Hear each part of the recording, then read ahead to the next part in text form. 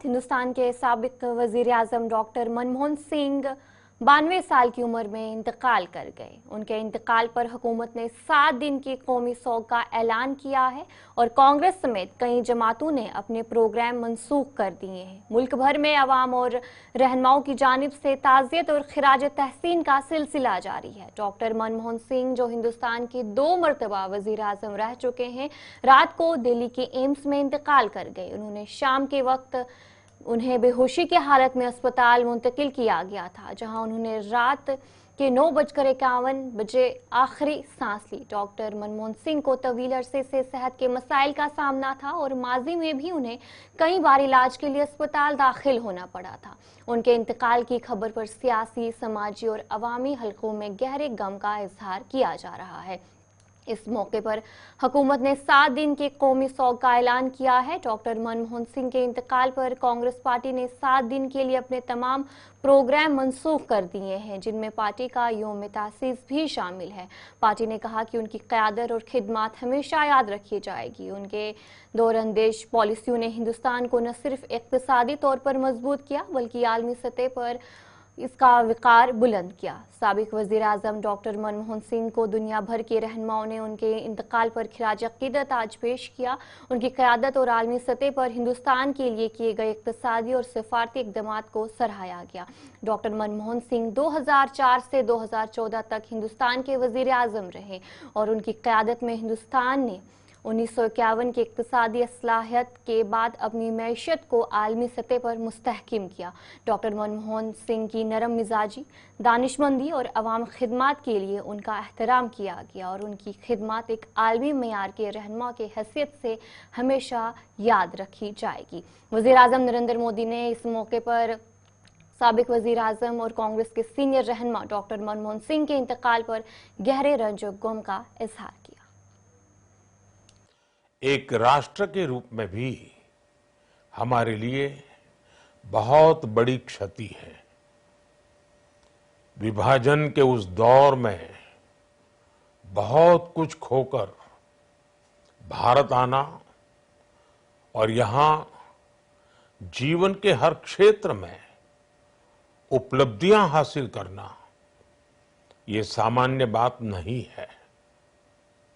अभावों और संघर्षों से ऊपर उठकर कैसे ऊंचाइयों को हासिल किया जा सकता है, उनका जीवन ये सीख भावी पीढ़ी को देता रहेगा।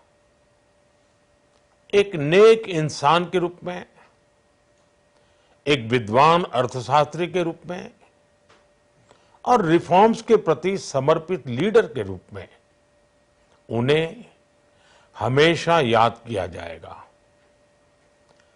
एक अर्थशास्त्री के रूप में उन्होंने अलग अलग स्तर पर भारत सरकार में अनेक सेवाएं दी। एक चुनौतीपूर्ण समय में उन्होंने रिजर्व बैंक के गवर्नर की भूमिका निभाई।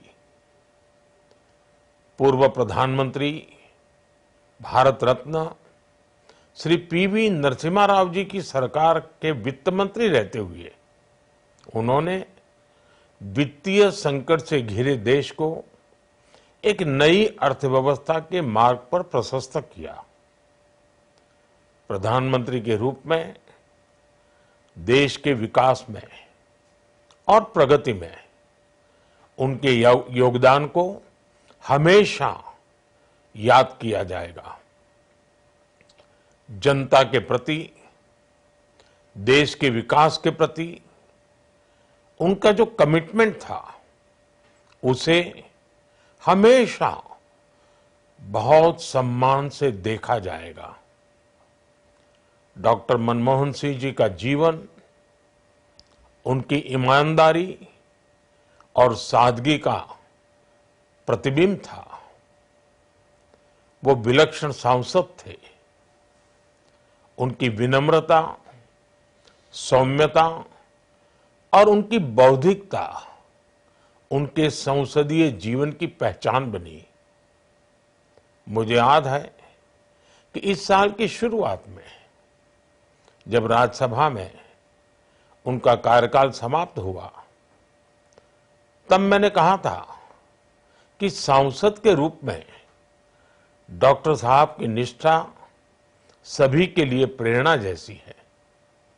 सत्र के समय अहम मौकों पर वो व्हीलचेयर पर बैठकर आते थे, अपना संसदीय दायित्व निभाते थे। दुनिया के प्रतिष्ठित संस्थानों की शिक्षा लेने और सरकार के अनेक शीर्ष पदों पर रहने के बाद भी वो अपनी सामान्य पृष्ठभूमि के मूल्यों को कभी भी नहीं भूले। दलगत राजनीति से ऊपर उठकर उन्होंने हमेशा हर दल के व्यक्ति से संपर्क रखा।